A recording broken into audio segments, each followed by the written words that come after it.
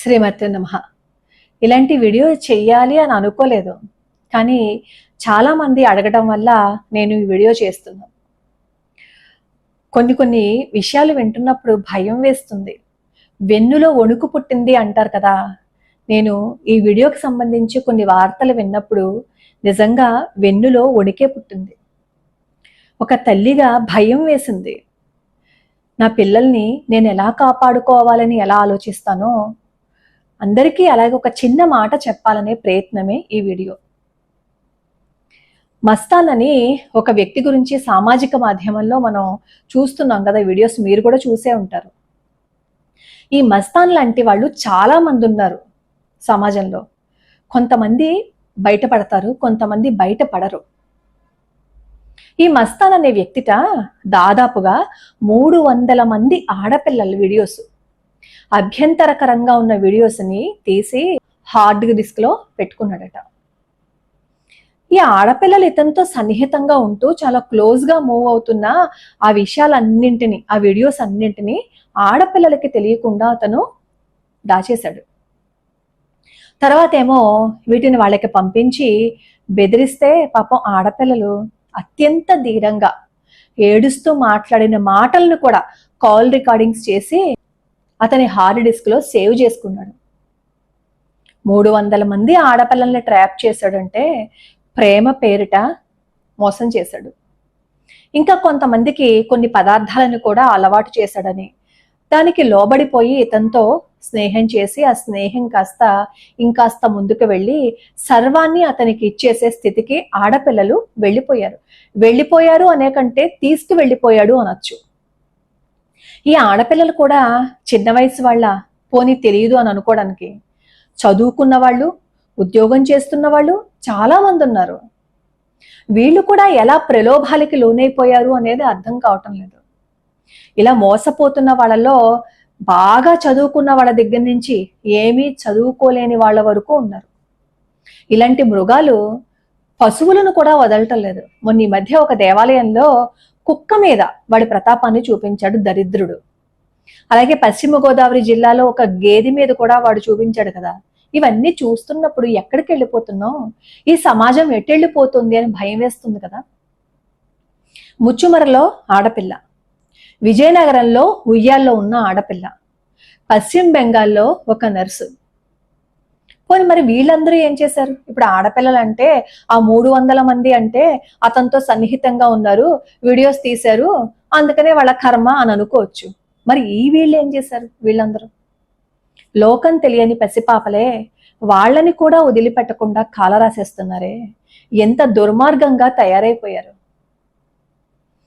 అతనంట ఈ మస్తాను అతన్ని పోలీసులు పట్టుకున్నప్పుడు ఈ వీడియోలన్నీ ఎవరివి అని అడిగితే నా భార్యవి, నా ప్రియురాలివి అన్నాడట. భార్యవి ప్రియురాలివి అలా తీసేస్తాడా?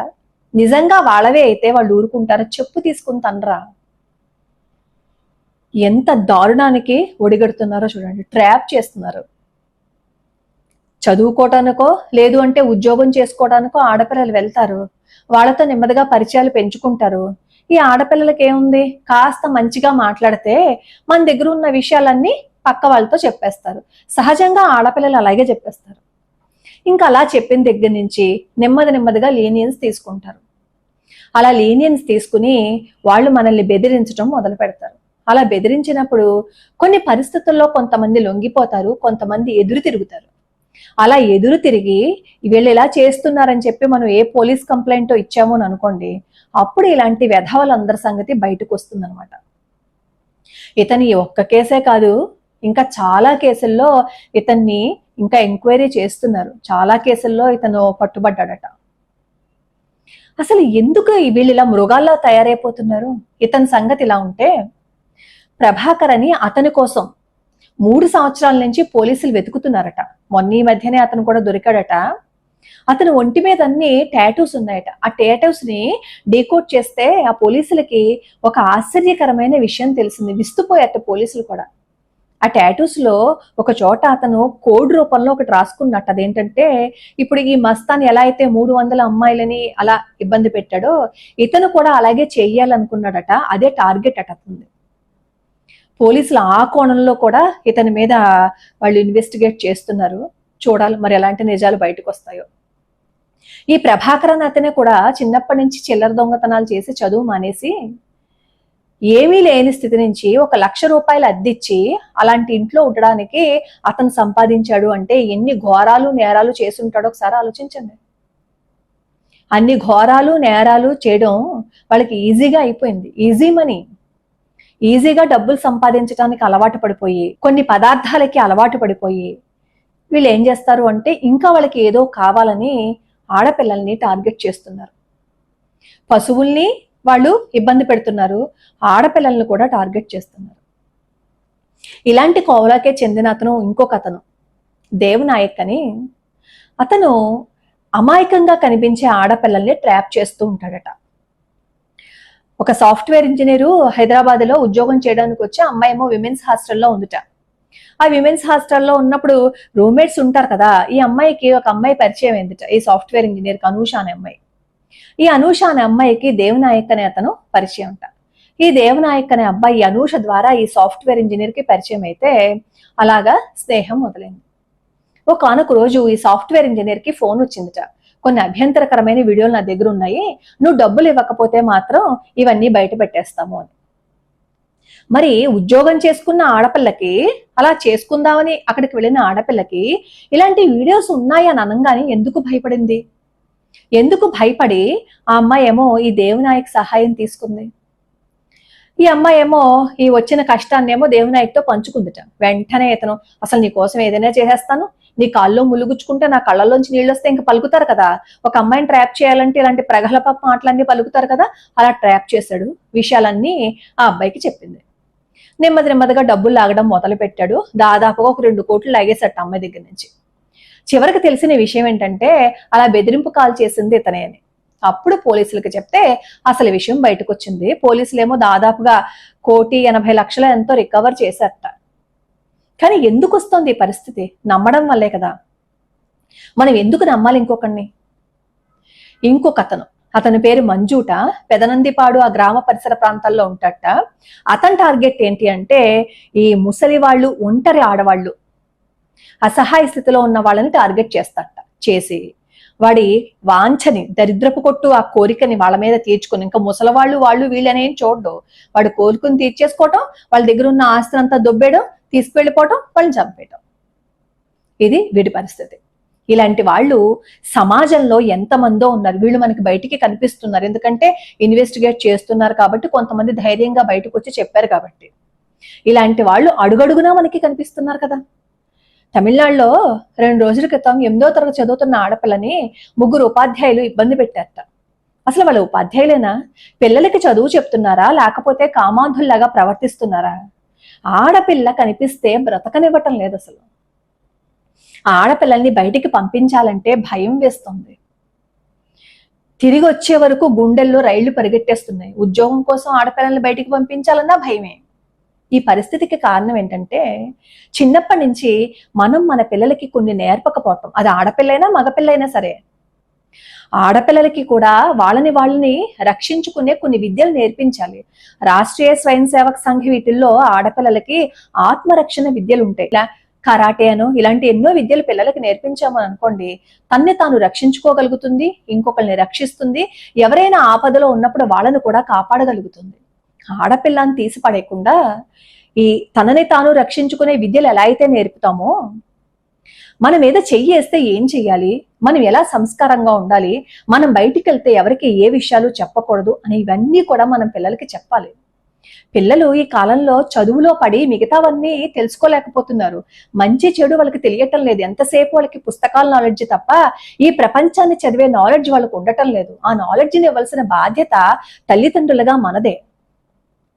ఈ రోజు అంతమంది ఆడపిల్లలు అలా వీడియోస్ తీసేశారు అంటే ఆడపిల్లలకి ఎవరిది బాధ్యత? సమాజానిది ఉంది, ఆ ఆడపిల్లది ఉంది, అందరిది ఉంది. తల్లిదండ్రులు కూడా పిల్లలకి కొన్ని నేర్పించాలి.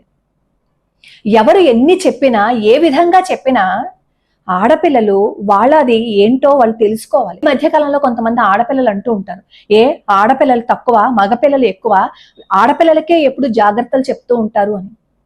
బంగారాన్ని ఇంట్లోనే కదా దాచుకుంటాం, జాగ్రత్తగా కాపాడుకుంటాం కదా. మన ఇంటి ఆడపిల్ల కూడా బంగారమే కదా. అందుకే ఆడపిల్లకి జాగ్రత్తలు చెప్తాం.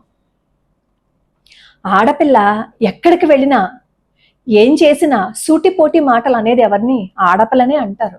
మగవాణ్ణి చాలా తక్కువగా ఉంటారు, వాడు తప్పు చేసినా సరే. కొంతమంది ఇలా ట్రాప్ చేసే వాళ్ళు ఏం చేస్తారు అంటే, వాళ్ళకి వెనకాల పొలిటికల్ బ్యాక్గ్రౌండ్ కానీ ఇంకా చాలా బ్యాక్గ్రౌండ్స్ ఉంటే వాళ్ళు ఆ బ్యాక్గ్రౌండ్ తోటే ట్రాప్ చేయటం మొదలు పెడతారు. ఏదో లూప్ హోల్ని వెతుక్కుని వాళ్ళు బయటకు వచ్చేస్తారు, లేదు అంటే ఎవడో ఒకరిని పట్టుకుని వాళ్ళు బయట పడిపోతారు. కానీ నష్టపోయేది ఎవరు? ఆడపిల్లే కదా. ఆడపిల్లే కదా నష్టపోతోంది, ఆడపిల్లే కదా బాధపడుతోంది. ఇప్పుడు భార్యాభర్త ఉంటారు, ఏవో గొడవలు వస్తాయి, విడిపోయారు అని అనుకోండి, ఆడపిల్లనే అంటారు. ఏమంటారు తెలుసా? ఏమి ఇబ్బంది పెట్టిందో అందుకే విడిపోయారు అంటారు తప్ప, ఏమి ఇబ్బంది పెట్టాడో అందుకే విడిపోయారని మగవాణ్ణి అంటారా? అనరు కదా. జాగ్రత్తగా ఉండండి ఆడపిల్లలు, అప్రమత్తంగా ఉండండి. అన్ని మనం బయటికి చెప్పేసుకున్న తర్వాత, అన్ని ఓపెన్ గా అన్ని చూపించేసిన తర్వాత ఎంత ఏడ్చినా ఎంత మొత్తుకున్నా అస్సలు ఉపయోగమే ఉండదు. తల్లిదండ్రులు కూడా కాస్త జాగ్రత్తగా ఉండండి. చిన్నప్పటి నుంచే పిల్లలకి ఒకటి అలవాటు చేయండి. బయటికి వెళ్ళేటప్పుడు భగవన్ నామస్మరణ చేసుకోవటం. ఎవరిని నమ్మకండి, ఎవరికి నమ్మి మీ విషయాలు చెప్పకండి అని చిన్నప్పటి నుంచి ప్రతిరోజు చెప్పటం మొదలు పెడితే వాళ్ళు చెప్పరు. ఎంతో ప్రేమగా పిల్లల్ని పెంచుకున్న ఆడపిల్లల్ని కూడా ట్రాప్ చేస్తున్నారు. తల్లిదండ్రులు ప్రేమతో ఆడపిల్లల్ని పెంచుకుంటాం, అలాంటి ఆడపిల్లల్ని ఎలా ట్రాప్ చేస్తారు అంటే, కొన్ని పదార్థాలకి వీళ్ళని వాళ్ళు లోబరుచుకునేటట్లు చేస్తారు, అలవాటు చేసేస్తారు. అలాంటి వాటికి అలవాటు పడిన వాళ్ళు వాళ్ళ చుట్టూ తిరుగుతూ ఉంటారు. అలా చుట్టూ తిరిగినప్పుడే ఇలాంటి వీడియోస్ తీసుకుంటారు. 300 మంది పిల్లల వ్యక్తిగత జీవితాలు అతని దగ్గర ఉన్నాయి అంటే, ఏ క్షణం ఏమవుతుంది అని ప్రతి క్షణం భయపడుతూ చస్తూ బ్రతకవలసిందే కదా. ఆ పరిస్థితికి కారణం ఎవరు? ఖచ్చితంగా ఆడపిల్లలే. చదువుకోవడానికి బయటకు వెళ్ళి ఉద్యోగాలు చేసుకుంటున్న ఆడపిల్లలకి అది లవ్వా లస్టా అని తెలుసుకునే జ్ఞానము ఉండట్లేదు. అది కామమా మోహమా ప్రేమ అని తెలుసుకునే విజ్ఞత కూడా ఉండటం లేదు. తెలుసుకునేసరికి అంతా హారతి కర్పూరంలా హరించుకుపోతోంది వ్యక్తిగత జీవితం కూడా. ఎవరితోనూ మాట్లాడకండి. మీ రూమ్మేట్ ఆడపిల్ల అయినా సరే మీ సొంత విషయాలు పంచుకోకండి. మన సొంత విషయాలు ఎప్పుడైతే పంచుకోకుండా ఉంటామో మనకి ఎప్పుడూ ఇబ్బంది ఉండదు. మనం కొంచెం రిజర్వ్డ్గా ఉన్నప్పుడు, అన్ని విషయాలు ఎవరికి చెప్పనప్పుడు మనకి ఏ కష్టము ఏ బాధ ఉండదు. ఒకవేళ మనం ఏమి చెప్పుకోకపోయినా మన మీద ఎవడైనా దాడి చేశాడు అని అనుకోండి, మనం మనల్ని రక్షించుకునే విద్యలు నేర్చుకున్నాము అని అనుకోండి, అప్పుడు వాడి నుంచి మనం బయటపడచ్చు. తెలిసి తెలిసి ఊబిలో అడుగు వేసి ఆ ఊబిలోకి వెళ్ళిపోయిన తర్వాత బయటికి రావాలని ప్రయత్నించిన చెయ్యి కూడా ఎవరు అందించరు. అది ఒక్కటి గుర్తు పెట్టుకోండి ఆడపిల్లలు. మన పెద్దవాళ్ళు ఒక సామెత చెప్తారు, అరిటాకు ముళ్ళు మీద పడినా, అరిటాకు మీద ముళ్ళు పడినా చెరిగిపోయేది అరిటాకే అని. నిజమే, పెద్దలు చెప్పింది. వినడానికి కొంచెం ఇబ్బందిగా ఉన్నా, కొంచెం బాధ పెట్టేటట్లు ఉన్నా, మన పెద్దవాళ్ళు చెప్పిన ప్రతి మాట అమృత భాండాలు. మన లిమిట్స్ లో మనం ఉన్నంతసేపు, మనం మన లిమిట్స్ ని పాటిస్తున్నంతసేపు మన జోలికి ఎవరూ రారు. ఒకవేళ రావడానికి ప్రయత్నిస్తే నిర్మోహమాటంగా మీరు బాధపడుతున్న విషయాన్ని మీ ఇంట్లో వాళ్ళకే చెప్పండి. పోలీసుల సహాయాన్ని తీసుకోండి. ఇదివరకుట్లాగా ఏదైనా జరిగితే వదిలేయట్లేదు అధికారులు, అలాగే ప్రభుత్వం కూడా ఖచ్చితంగా చర్య తీసుకుంటుంది. ముఖ్యంగా గమనించవలసింది ఏంటంటే, ఆడపిల్లలకి బయట నుంచి వచ్చే మగవాళ్ళ కంట స్నేహితుల్లో కొంతమంది ఆడపిల్లలు ఉంటారు. వాళ్లే మన వ్యక్తిగత విషయాలన్నింటినీ వాళ్ళు తీసుకుని మనల్ని ట్రాప్ చేసి ఆ తర్వాత మన విషయాలన్నింటినీ బయట పెట్టి మనకి నమ్మక ద్రోహము వెన్నుపోటు పొడుస్తూ ఉంటారు. అలాంటి నమ్మక ద్రోహుల దగ్గర చాలా జాగ్రత్తగా ఉండండి. అలాంటి వాళ్ళని నమ్మకండి. ఎప్పటికైనా ఒకటి గుర్తుపెట్టుకోండి, మనం ధర్మంగా నీతిగా న్యాయంగా ఉన్నంతసేపు మనల్ని ఎవడూ ఏమీ చేయలేడు. తాత్కాలికంగా మనం బాధపడినా చివరికి మనమే గెలుస్తాం. ఆ ఇన్సిడెంట్స్ అన్ని చదువుతున్నప్పుడు భయం వేసింది.